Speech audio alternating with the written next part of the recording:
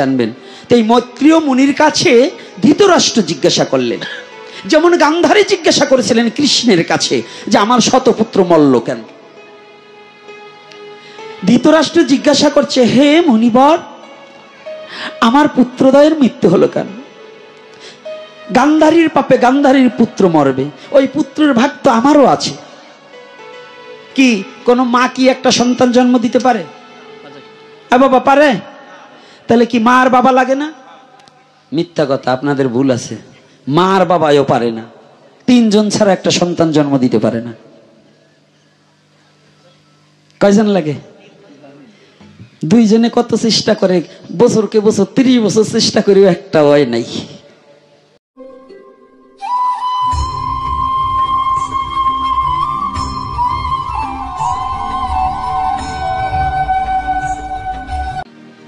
কায়দা আছে না? এই জন্য টাকা থাকলে বৈষ্ণব সেবা দেওয়া, আর টাকা থাকলে ভক্ত চেনা, অহংকার থাকলে হয় না। তো এই যে অহংকারীর অহংকার চূর্ণ করার জন্য এবং ভক্তের কৃপা ছাড়া জীব জগৎ কখনো ভগবানের কৃপা আগে ঘটে না। আগে কার কৃপা? ভক্তের। আগে কার কৃপা? আচ্ছা, গাড়ি আগে না রাস্তা আগে? হ্যাঁ, রাধে রাধে। এটার নাম সনাতন ধর্ম। এটার নাম কি ধর্ম? সনাতন মানে কি? চিরন্তন আর চিরনূতন। এটা কোনোদিন পুরানো হবে না। আরে অত ডইলে কি করব? ডরলাম তো সারা জীবন, কেউ তো এইবার না বললে পারি না। দেখুন যে কথাটা বলছি, তাহলে সনাতন ধর্মের নাম চিরনূতন, যাহা কোনোদিন পুরাতন হয় না। আর একটা কথা বলছি, গাড়ি আগে না রাস্তা আগে, মানে রোড আগে। তাহলে আগে রোড, তারপরে গাড়ি। তো তদ্রূপ আগে ভক্ত, তারপরে ভগবান। রোড হচ্ছে ভগবান আসার, রোড হচ্ছে ভক্ত। যতদিন পর্যন্ত যেখানে ভক্ত না আসে সেখানে কোনোদিন ভগবান আসে না। হরি বল, হরি বল। দেখুন প্রত্যেকটা লীলায় ভক্ত ছাড়া ভগবান কোথাও গিয়েছে? হ্যাঁ, সনাতন ধর্মের যত ভগবানের লীলা, প্রত্যেকটা লীলায় দেখবেন আগে ভক্ত, তারপরে ভগবান। যেমন প্রহ্লাদ ছিল বিধায়, হিরণ্যকশ্যপুর পুত্র ছিল বিধায় ভগবান নৃসিংহদেব আবির্ভূত হয়েছে। রাধে রাধে। হ্যাঁ, এই যে জিনিসটা, এটা বোঝার মতো যোগ্যতা থাকতে হবে না? যোগ্যতা থাকতে হবে কিনা? এখন অর্জুনের মতো যদি মনে করেন আমি বড় যোদ্ধা, কাজ হবে? তো ভগবান একটু ছল করে রক্ষা করে। অর্জুন কুরুক্ষেত্রের যুদ্ধের আগে, যুদ্ধ তখন শুরু হয়নি, যুদ্ধ লেগে মানে যুদ্ধ করবে এর একটা আগে, কিন্তু যুদ্ধ করতে হলে দুই পক্ষের মধ্যে কথোপকথন, দিন দিয়ে যুদ্ধ হতো। আর এই এখন তো চূড়াই যুদ্ধ, কারে কে অন্ধকারে মারতে পারে। আর তখন হচ্ছে বীরদের যুদ্ধ হতো, কে কত বীরত্ব প্রকাশ করতে পারে, নাকি? হ্যাঁ, আর এখন কি আপনি ঘাটে পথে যেখানে যাকে পায়ে হত্যা করা হয়। আর তৎকালীন সময় কিন্তু এটা ছিল না।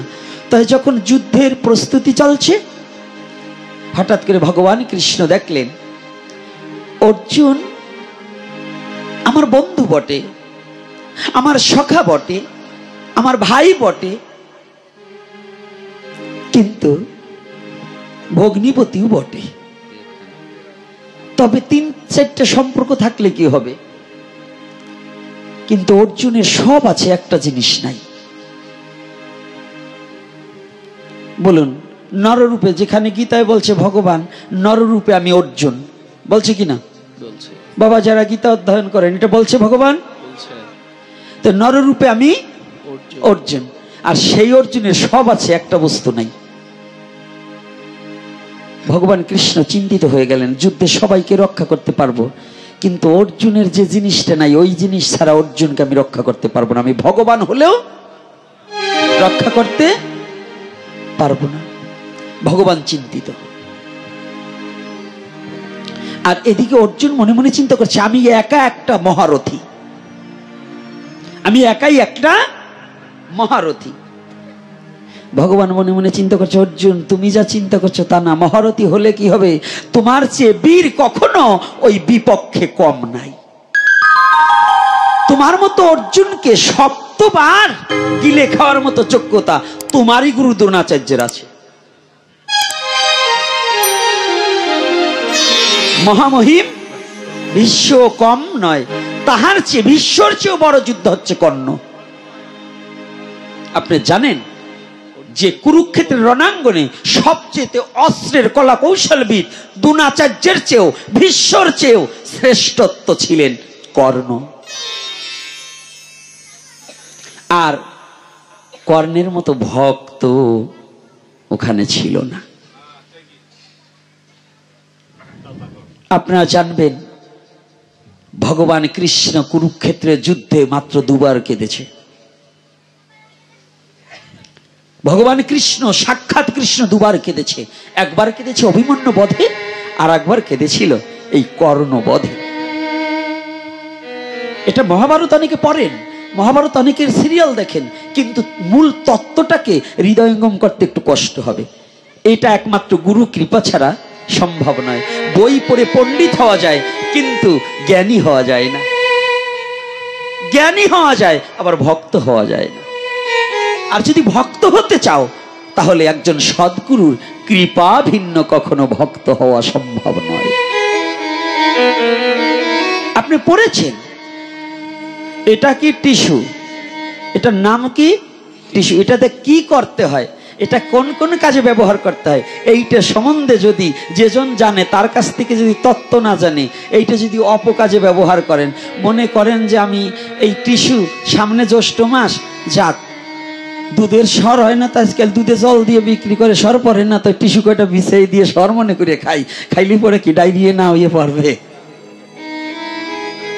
কি? এই যে যারা দুধ বিক্রি করেন, সামনে রমজান মাস, এই রমজান মাস যাচ্ছে, ঈদের দিন একটু ভালো দাম পাবেন দিকে দুধে জল দেন না বেশি, কি এরকম দেয় না? দুধে জল মনে খল, ওজনে কম, তার বিচার করবে জম। দুধ হচ্ছে সবচেয়ে পবিত্র বস্তু, তাহাতে যে জল মিশ্রিত করে বিক্রি করবে, তার মতো পাপী বিশ্ব জগতে হয় না। কারণ ওই দুগ্ধটা ভগবানের সেবায় যাবে। হোক একজন মুসলমান, সে দিন শেষে রোজা, সারাদিন রোজা করে রাতে একটু দুধ পাবে, সেইটার মধ্যে যদি অমৃতের মধ্যে যদি আবার ভেজাল মিশানো হয়, তার চেয়ে পাপী পৃথিবীতে কেউ নয়। সে তার সৃষ্টিকর্তার সাধন করছে, আমি আমার সৃষ্টিকর্তার সাধন করছি। আমিও তো দিন শেষে যারা একাদশী থাকি একটু দুধ খাই না, কি খাই না? সেইটা যারা ভেজাল মিশ্রিত করে বিক্রি করা হয়, ওই দুধটা ভগবানের সেবায় দেওয়া হয় না? তাহলে ভগবানকে যারা ভেজাল করে দিচ্ছে টাকার লোভে, একদিন ওর টাকা থাকবে না, ওর ভিখারিত্ব সারবে না, ওর অভাব যাবে না। জীবনে ওর স্বভাব ভালো না হলে অভাব কোনোদিন, কি মনে থাকবে তো? মনে থাকবে তো? তাহলে আজকে যেখানে যে বিষয়বস্তু খালি জানলে হবে না, আগে হৃদয়ে দিয়ে অনুভূতি জগতে নিতে হবে। এই জন্য তত্ত্ব তো মানে একজন তাত্ত্বিক গুরুর কাছে গ্রন্থ পড়ে আবার এই গ্রন্থর মানে জানতে হয়। 18,000 শ্লোক মুখস্থ করার মতো লোক আছে, কিন্তু ওইটা বুঝার মতো লোক খুব কম। এই কারণে কি করেছে ভগবান কৃষ্ণ, দেখলেন অর্জুনের সব আছে, একটা বস্তু নেই। সে বস্তুটা কি বলবো? না থাক, বলবো না। অর্জুনের কি নাই বলবো? হ্যাঁ না, ওনারা পাওয়ার নাই, ওনাকে কোনো কথা বলে না, এমনি দিয়ে একেবারে এই করে ওঠে। ক্ষুধে লাগছে, একাদশী যারা যারা আছে, আগমাগো একাদশী আবার আগামী দিনও আছে, বুঝতে পেরেছেন? এইবার না, ক্রোধান্বিত ভাবে যদি আপনি মনে খল নিয়ে যদি কন, তাইলে হবে না। আর যদি বলেন যে না একাদশী 2 দিন কেন, 3 দিনও পরে, যেই যে ভাবে বসে সেই তো উত্তম, তটস্থ হইয়া বিচারিলে আছে তার তম। দশমী বিদ্যা তু বিদয় পরাহে করিতে হইবে। এইখানে রাধাকুণ্ডের চেয়ে পণ্ডিত আমি বড় নয়, কথাটা খেয়াল রাখবেন। গৌরীয় ধারায় রাধাকুণ্ড থেকে যে বৈষ্ণবব্রত তালিকা তাহাতে আগামী দিনের বর্ণনা করা হয়েছে। তা আমাদের গৌরীয় ধারায় যারা আমরা রাধাকুণ্ডকে ফলো করি, আমাদের আগামী দিন আমরা প্রতিপালন করব। আর যারা আজকে করছে আমরা বলছি না তাদেরটা হবে না। আজকেও একাদশী লেখা আছে, উপবাসও লেখা আছে, গোস্বামী মতে বলা আছে। কিন্তু গোস্বামী বলা দিলেও এইটার মধ্যে একটু তাৎপর্য আছে। আমাদের দুটো দিক আছে, একটা দিক আর একটা সৌর। তা আমরা এই গৌরীয় ধারায় সৌরটাকেই ব্যবহার্য। তো এই জন্য আমরা ওই 3 কলম লেখাপড়ি করে আমরা এই যে আমাদের সনাতন ধর্মের যে একটা তাৎপর্যতা, যে জ্যোতিষশাস্ত্র, এই সম্বন্ধে কিন্তু আমরা অনেকটা অবগত হতে পারবো না। কারণ এটা সম্বন্ধেও জানতে হলে অনেকটা সনাতন গোস্বামী নির্দেশনা দিলেন, দশমী সংযুক্ত একাদশী করিলে তার পুত্র শোক পাইতে হইবে, এবং গোপাল ভট্ট গোস্বামী এটাই সিদ্ধান্ত দিয়েছে নাকি। এবং এটা কোথায়? মৈত্রীয় মুনি। দাঁড়ান, কথাটাই অর্জুনের কাছে রাখি, একটু মনে রাখবেন, কারণ কথাটা আসলে না বললে পরে আবার সমস্যা হবে। মৈত্রীয় মুনির কাছে জিজ্ঞাসা করলেন ধৃতরাষ্ট্র। মৈত্রীয় মুনি কিন্তু একজন নারী নাকি? পণ্ডিত মশাই একটু বইলো, আমি এবার ভুলে টুলে যাবার পারি। আজকে পণ্ডিত 3 ডাইছে চমকলেরা শনি। হ্যাঁ, এই যে এই 3টা জমকলেরা শনি 3 পাশে বসে এনেছে। আজকে আমার কপালে কি হয়েছে তা জানি না, বোঝেন না? মালা দেওয়ার আগে পণ্ডিতকে গলা দিয়ে নিতে হবে, এই জন্য বলছি। তো আজকে কি আছে তা বলতে পারবো না, ঈশ্বরই জানে। যাক, গৌরহরি জানুক। তো ভালো করে জানবেন। তো এই মৈত্রীয় মুনির কাছে ধৃতরাষ্ট্র জিজ্ঞাসা করলেন, যেমন গান্ধারী জিজ্ঞাসা করেছিলেন কৃষ্ণের কাছে যে আমার শতপুত্র মল্ল কেন। ধৃতরাষ্ট্র জিজ্ঞাসা করছে, হে মুনিবর, আমার পুত্রদ্বয়ের মৃত্যু হলো কেন? গান্ধারীর পাপে গান্ধারীর পুত্র মরবে, ওই পুত্রের ভাগ তো আমারও আছে। কি কোন মা কি একটা সন্তান জন্ম দিতে পারে? বাবা পারে? তাহলে কি মা আর বাবা লাগে না? মিথ্যা কথা, আপনাদের ভুল আছে। মা আর বাবাও পারে না, 3 জন ছাড়া একটা সন্তান জন্ম দিতে পারে না। কয়জন লাগে? 2 জনে কত চেষ্টা করে, বছরকে বছর 30 বছর চেষ্টা করেও একটা হয় নাই। আর ভগবানের কৃপা হয়েছে, বছর না করতে করতেই সন্তান কোলে এসে গেছে। রাধে রাধে। তাহলে কয়জনের কৃপা? কয়জন? না 2 জন? হ্যাঁ, কায়দা আছে। সনাতন ধর্ম এই ফ্যান খাওয়া না, এটা ঘি খাইতে হবে। ফ্যান খাওয়া ব্রেনে এই কাজ ঢুকবে না ব্রেনে। এটা সনাতন ধর্ম। এই তত্ত্ব অবলোকন করতে হলে সাধনা করতে হবে যে কথাটা কি, 2 জনের দ্বারা কোনো সন্তান পৃথিবীতে আনা সম্ভব নয়। তাই ধৃতরাষ্ট্র জিজ্ঞাসা করছে, হে মুনিবর, আমার পুত্র মারা গেল কেন? আমার স্ত্রীর পাপ আছে, তার পুত্র মারা যাবে। ওই 150টা তো আমার 50টা বেঁচে থাকলেও তো আমি তবু সুখী। ধ্যান নেত্রে দর্শন করে দেখলেন পূর্বজন্মের আর্য মহর্ষিরা পূর্বজন্মের কথা জানতেন। আর্য মহর্ষিদের কথা বাদ দেন, এই সেই দিনকার কথা। গুরুচাঁদ ঠাকুরের কৃপা পাওয়া লোক অনেক এই বাংলাদেশে এখন আর বেঁচে নাই, প্রায় চলে গেছে। কি আছে কিনা আমার জানা নেই, যদিও 2-1 থাকতে পারে কোনো দেশে, বাবা আমি জানি না, এটা আমার অপরাধ। গুরুচাঁদ ঠাকুর এই উড়াকান্দি বসে যদি লন্ডনের খবর জানতে পারে, তা আমাদের আর্য মহর্ষিরা কি এটা পারে নাই? পারে কিনা? গুরুচাঁদ ঠাকুর নিজে এই উড়াকান্দি 1তলা বিল্ডিং এ বসে মীর সাহেবকে তার স্ত্রীকে দেখায়, সেই লন্ডনের স্ত্রীকে। তাহলে বুঝবেন সনাতন ধর্মের তত্ত্বটা কত বড় কঠিন তত্ত্ব। এই জিনিসটা একটু ভিতরে হৃদয়ে ধারণ করে নিতে হবে। তাহলে গুরুচাঁদ ঠাকুর যদি এটা পারে, তাহলে ওটা পারবে না? তাই মৈত্রীমুনি ধ্যান করে দেখলেন রাজনের পূর্বজন্মের পাপ আছে। কি পাপ? এই যে কর্তারা ভাববেন তো শুধু একাদশী বলে এই কলির যুগেই না, সত্য যুগ হইতে প্রবাহমান একাদশী নাকি কর্তারা? তাহলে এইবার কি করেছে? রাজন বললেন, মহারাজ, শ্রী বিষ্ণু মুনিবর বললেন, মহারাজ আপনি আগের জন্মে দশমী বিদ্যাতু একাদশী করিয়াছেন, দশমী সংযুক্ত একাদশী করিলে এ জন্মে না হয় পরবর্তী জন্মে হলেও পুত্র শোক পাইতে হইবে। কথাটা কি বুঝতে পারছি? কথাটা কি বুঝতে পারছি? তাহলে কি করলেন? দশমী বিদ্যাতু এবং দশমী সংযুক্ত একাদশীকে আমাদের সনাতন গোস্বামী এবং গোপাল ভট্ট গোস্বামী একেবারে নিষিদ্ধ ঘোষণা করলেন। তো এইটা কারা? আর একটা গ্রুপ আছে যারা মহাপ্রভুকে মানে না, এখনো মহাপ্রভুকে ভগবান বলে মানে না, শক্তি উপাস্য, শক্তি মন্ত্রে দীক্ষিত, কৃষ্ণ মন্ত্রে দীক্ষাই নেয় না। স্মার্ত মত যারা, তারা সেই পূর্বেরটা ধরে আছে, ওই দশমী বিদ্যাটাই করবে, কিন্তু দ্বাদশী সংযুক্ত একাদশী করে না। কিন্তু আমাদের আর্য মহর্ষিগণ নয়, আমাদের মহাজনগণ স্বরগোস্বামী হইতে শুরু করে আমাদের গৌরীয় ধারার যারা, তাহারা বললেন দশমী সংযুক্ত একাদশী বর্জন।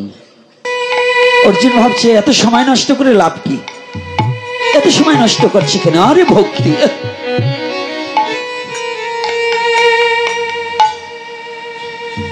অর্জুন কেন? আমি এসেছি, কৃষ্ণ পাঠিয়েছে, আপনারা কি বড় বীর? সম্মুখে কুরুক্ষেত্রের যুদ্ধ আগত, আপনি আমাদের সপক্ষে হয়ে বিপক্ষের জন্য যুদ্ধ করবেন।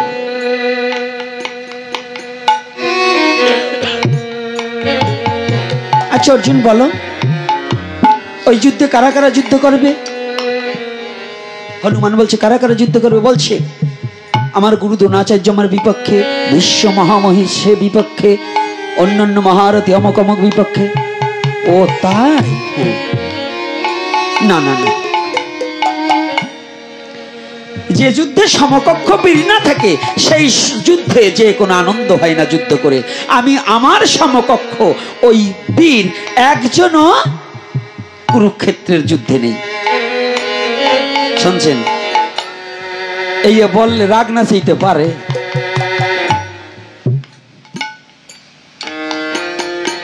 অর্জুনের তো খুব রাগ হয়েছে, এটা বান্দর বান্দরই হয়, ওর তো পশুকুলে জন্ম।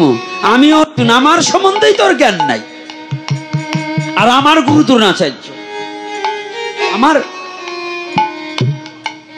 পিতামহ ভীষ্ম, কর্ণ, সকলেই এক একজন মহারথী, আর তাদের ওনার সমকক্ষ বীর ওখানে একজনও নেই। কৃষ্ণ এমন একটা জায়গায় আমারে পাঠিয়েছে, হাস মানে আমার হাস আসে, মানে মনে মনে ভাবছে, কিন্তু আর কিছু না বলে অর্জুন চলে এসেছে। কৃষ্ণ জিজ্ঞাসা করেছে, আচ্ছা অর্জুন কি বীরের সাথে দেখো? হ্যাঁ, তুমি পাঠিয়েছো এমন একজনের কাছে, সে বলছে যে এই কুরুক্ষেত্রে নাকি তার সমকক্ষ কোনো বীরই নেই। সমকক্ষ কোনো বীর নেই। কি বীর নেই? কৃষ্ণ বলছে, অর্জুন তুমি জানো না আমার ভক্ত যেটা বলেছে সত্য বলেছে। সত্যি এই কুরুক্ষেত্রের রণাঙ্গনে আমার ভক্তের সমকক্ষ বীর একজনও নেই। তো তোমার মানে তুমি আবার যাও কেন? যে বলো যে ভক্ত আপনার সমকক্ষ কোনো বীর যদি না থাকে তাহলে আমি কি করতে পারি? অর্জুন আবার গিয়েছে, প্রণাম করেছে। কি অর্জুন আবার বলছে? বলুন বীর, আমার এই যুদ্ধে আপনার সমকক্ষ কোনো বীর নেই, আমি এবার যুদ্ধে কি করতে পারি? হনুমান কত সময় থেকে থেকে এই বাম পাশের দিকে ওনার এই উরুর মানে পিছনের এক গোছা লোম উঠে অর্জুনের হাতে দেশে নিয়ে যাও।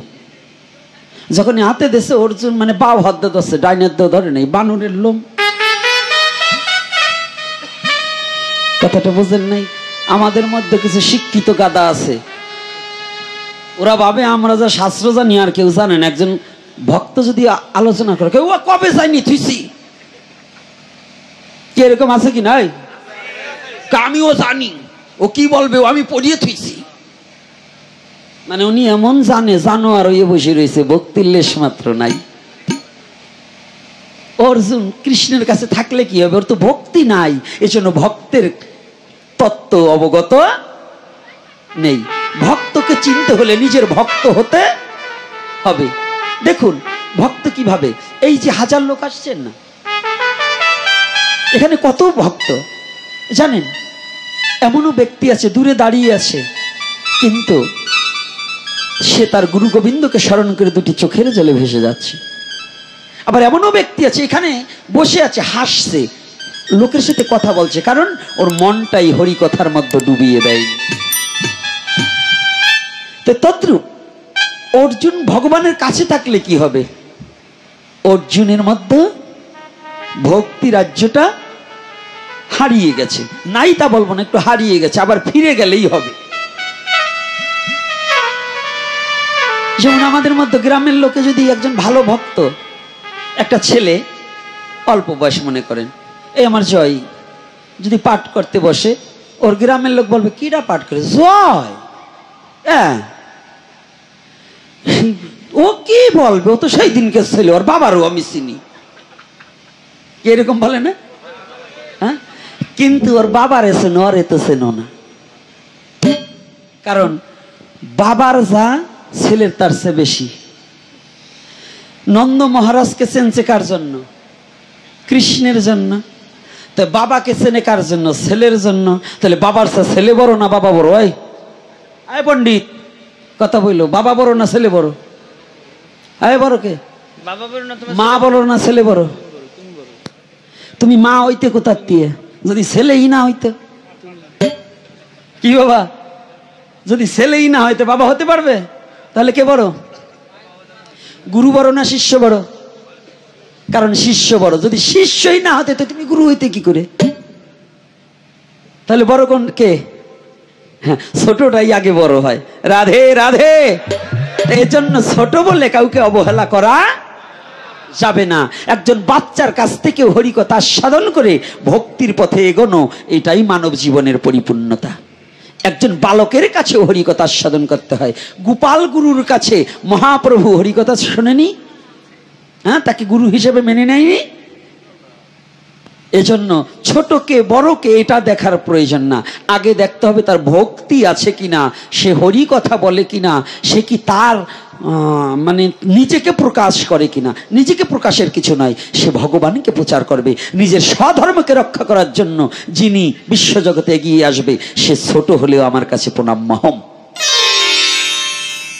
তাই আজকে অর্জুন তো বুঝতে পারেনি ওখানে কি, অর্জুন ওই বাও হাত দিয়ে লোমটা ধরিয়ে বলে, আবার যদি কৃষ্ণ চায় তো আমি কি দেবানি? কি আমাদের মধ্যে আছে কিনা? ওই আমি একজনকে দেখছি, গুরুদেব বাড়ি গেছে, এখন ওই আমাদের তো এখন আবার ডিজিটাল যুগ, তো মাখা প্রসাদ খাইতে চায় না, তাই গুরুদেব প্রসাদ মাখছে, এখন সব শিষ্যরা নিয়েছে, কিন্তু ওই কর্তা নি পারছে না, মোড়ামুড়ি করে। গুরুদেব ডাক দিয়েছে, বাবা আয় আয়।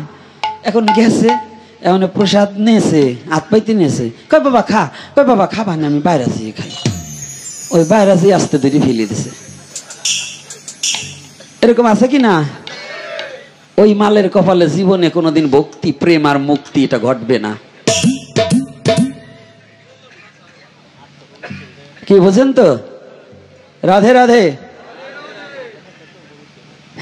ওই যে আর এক পণ্ডিত দেখেন না, বেকা পণ্ডিত, এই যে এইগুলোই তো নষ্ট করে সমাজ। কয় আতেনে হাত পবিত্র হয়ে গেছে, ওইটা থাবরানের জন্য পবিত্র হয়েছে, তোমাকে মতো পণ্ডিত কো। ঠিক ঠিক দেওয়া উচিত। হ্যাঁ, এই জন্য বললাম। হ্যাঁ, তা এইবার দেখুন কায়দা মতো, আরে মাঝে মাঝে আবার ভাইবেন না আপনাকে সাইডি যাবানে, ওই জায়গা মতোই যাবানে। তো এইবার দেখুন অর্জুন তো ওইরকম বলতেছে, তো অর্জুন বাওয়াতে তৈরি মানে ঘৃণায় ঘৃণায় নিয়ে গেছে। কি ঘৃণা করে না? বোঝেন তো? আমার সনাতন ধর্মে কিন্তু লজ্জা ঘৃণা ভয় তিন থাকিতে কৃষ্ণ কৃপা নয়। এখন লজ্জা মানে এই নয় যে শর্ট প্যান্ট পরে ঘুরিয়ে বেড়াবা, এই নয়। মশারিতে না পরে ঘুরিয়ে বেড়াবা, এই নয়। লজ্জা নিবারণ মানে কি? লজ্জা মানে কি বলছে? কোন লজ্জা? তুমি এই লজ্জাটা করো না যে সাধু সঙ্গে আমি যাব না, আমার ওখানে গেলে কেমন লাগবে। এই লজ্জাটাকে পরিত্যাগ করে তুমি সাধুর সঙ্গে যাও। ঘৃণাটাকে পরিত্যাগ করো। কোন ঘৃণা? যেন তোমাকে এমন কোন ঘৃণায় ড্রেনের প্রসাদ যদি প্রসাদ হয়, যদি সে কৃষ্ণ নিবেদিত প্রসাদ হয়, তাহা যেন ড্রেনে পড়লেও যেন তাহা তুলে খেতে পারো, তার প্রতি যেন কোনো মতে ঘৃণার সৃষ্টি না হয়। এইটাকে পরিত্যাগ করো। ভয়, কিসের ভয়? আজকে যারা ভয়ে, সনাতন ধর্মে তোমাকে বলছে তুমি ভয় করো না। যে মৃত্যুর জন্য তুমি ভয় করছো, ঘরে বসে থাকলেও তোমার মৃত্যু হবে, 4 তলার উপরে থাকলেও মৃত্যু হবে, 10 তলায় থাকলেও মৃত্যু হবে, এসি রুমে থাকলেও মৃত্যু হবে, আর গাছতলায় থাকলেও মৃত্যু হবে। তবে তুমি মৃত্যুর ভয়কে উপেক্ষা করে তুমি সত্যের সন্ধানে বেরিয়ে পড়ো, একমাত্র সাধুগুরু বৈষ্ণবের সঙ্গ করো, তবেই যদি জীবন উন্নতি হয়। কথাটা কি বোঝা যাচ্ছে? রাধে রাধে। কিন্তু লজ্জা ঘৃণা ভয় এই না যে ঘৃণা ত্যাগ করবার বলছে আমি মদের বোতল নিয়ে, এগুলো নয়। লজ্জা পরিত্যাগ করবার বলছে বলে তুমি একেবারে অর্ধনগ্ন হয়ে বাজার ঘাটে যাবার জন্য নয়। কি রাগ করছেন নাকি আমার কথায়? তা কি আপনারা ভয় পান নাকি? নাকি মৌন থাকা মানে কি আপনারাও কি ওই দলে যাবার চান নাকি? যাবার না চাইলে প্রতিবাদী হতে হবে। সনাতন ধর্ম কি অন্যায়ের বিরুদ্ধে, ক্ষত্রিয়র ধর্ম। সনাতন ধর্মে ক্ষত্রিয়র জন্ম হয়েছে কেন? অন্যায়ের প্রতিবাদ করার জন্য। রাধে রাধে। আমরা অন্যায়কে কখনো আশ্রয় দেব এখন তো না কইলে শীত ইয়ে পারবানে, ওখানে এসে একজন দমক দিলে একজনের ভয়তেই মুইতে দেবানি। হ্যাঁ, আজকে 12টা বাজাই দিয়ে যাব। গরির 12টা বাজবে না, আজকে তোকে 12টা বাজাই দিয়ে যাব। তাহলে কি একজন এসে ভেসকি দিল, সে অন্যায় ভেসকি দিল না ন্যায় ভেসকি দিল, এইটার বিরুদ্ধে রুখে দাঁড়াতে হবে না? একই হবে কি না? তাইলে এইটা কি একা একা পারবা? সঙ্গবদ্ধ হতে হবে। সঙ্গবদ্ধ হয়ে নিজের স্বধর্মকে ভালোবেসে আমার ধর্মকে হেয়পূর্ণ করার জন্য যদি কোনো রাজা আসে, তার বিরুদ্ধে লাঠি নিয়ে দাঁড়িয়ে যাও, যার যা আছে তাই নিয়ে দাঁড়িয়ে যাও। কারণ আমার স্বধর্ম আমি নিঃস্বাধীনভাবে প্রতিপালন করব। আমার ধর্মকে বাধা দেওয়ার মতো যোগ্যতা এই পৃথিবীর কারণে। আমি যদি অন্যায় করি সেজন্য আমার শাস্তি ভোগ করতে হবে। যে অন্যায় করবে তার শাস্তি ভোগ করা বাধ্যতামূলক। আর কোন ধর্মকেই কেউ বাধা দেওয়া ধর্ম নয়।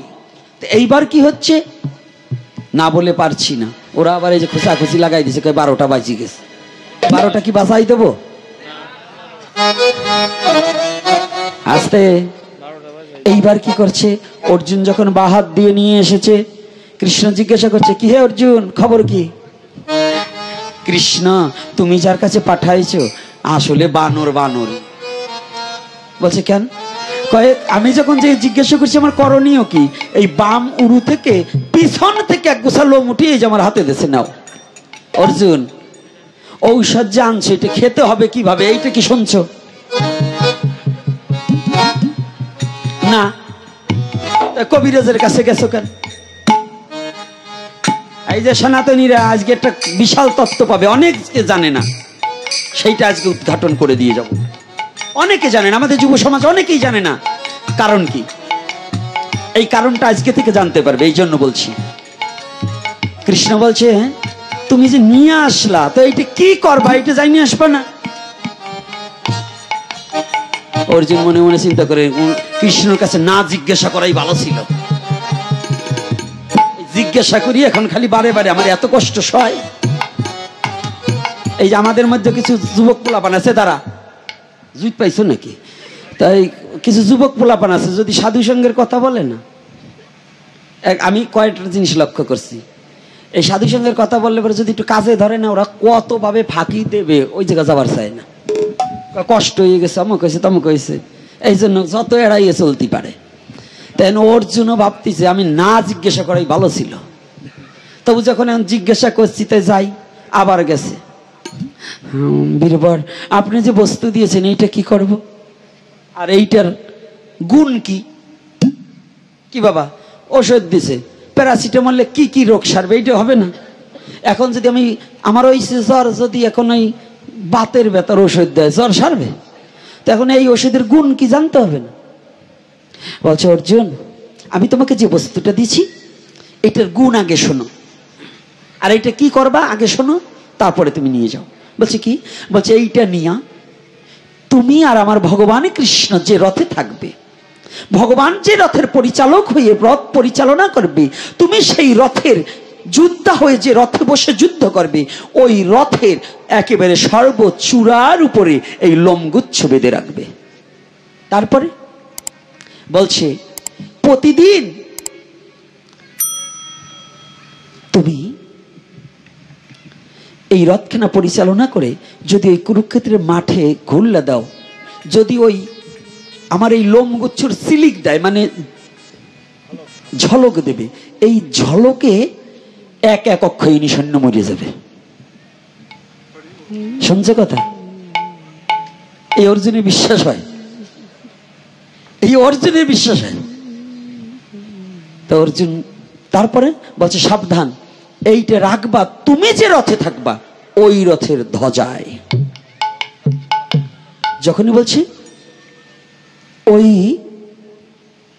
ওই ধ্বজায়, ওই ধ্বজার কথা যখন বলেছে না, অর্জুন নিয়ে গেছে। কৃষ্ণ জিজ্ঞাসা করছে, অর্জুন কি হলো, কি বলেছে?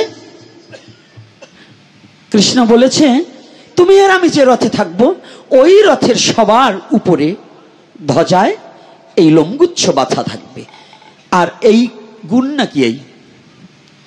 অমনি কৃষ্ণ রথ থেকে নেমে অর্জুনকে জড়িয়ে ধরেছে। অর্জুন, আজ আমি নিশ্চিন্ত হলাম যে এই যুদ্ধে তোমার জয় হবে, এই যুদ্ধে তোমার প্রাণ রক্ষা পাবে। আমি এতদিন চিন্তিত ছিলাম তোমাকে রক্ষা করতে আমি কৃষ্ণ পারতেম না। আজ আমার ভক্তের কৃপা তোমার প্রতি যখনই হয়েছে, আজ আমি নিশ্চিন্ত ঘুমাতে পারবো। আমি নিশ্চিন্তায় থাকলাম যে তুমি এই যুদ্ধে অনিবার্য জয় হবে। বলছি কেন? ও কৃষ্ণ কেন? বলছে আমার ভক্তের কথা তুমি জানো না অর্জুন। আমার ভক্ত যেটা বলেছে এটা চিরন্তন সত্য। তবে শোনো অর্জুন, তুমি আগে এই লোমগুচ্ছকে একটু দণ্ডবধ করে যাও, ওই ধ্বজায় বেঁধে আসো। এই রথের নাম আজ থেকে হবে কপিধ্বজ। শ্রীকৃষ্ণ যে রথে, অর্জুনের রথের নাম কি? এই অর্জুনের রথের নাম কি? কপিধ্বজ। কেন কপিধ্বজ হলো? কেন কপিধ্বজ হলো? এই যে তার মূল আলোচনাটা, যে কপিধ্বজ রথ কেন হলো তার নাম। এই জন্য ভগবান কৃষ্ণ অর্জুনকে নির্দেশ দিলেন, যাও অর্জুন, তোমার আজ থেকে ভক্তের কৃপা হয়ে গেছে, তুমি আর ভয় পেও না, এই যুদ্ধে তোমার অনিবার্য জয় হবেই। তবে আমাদেরও ভক্তের কৃপা ভিন্ন, কখনো ভগবানের কৃপা পাওয়া সম্ভব নয়।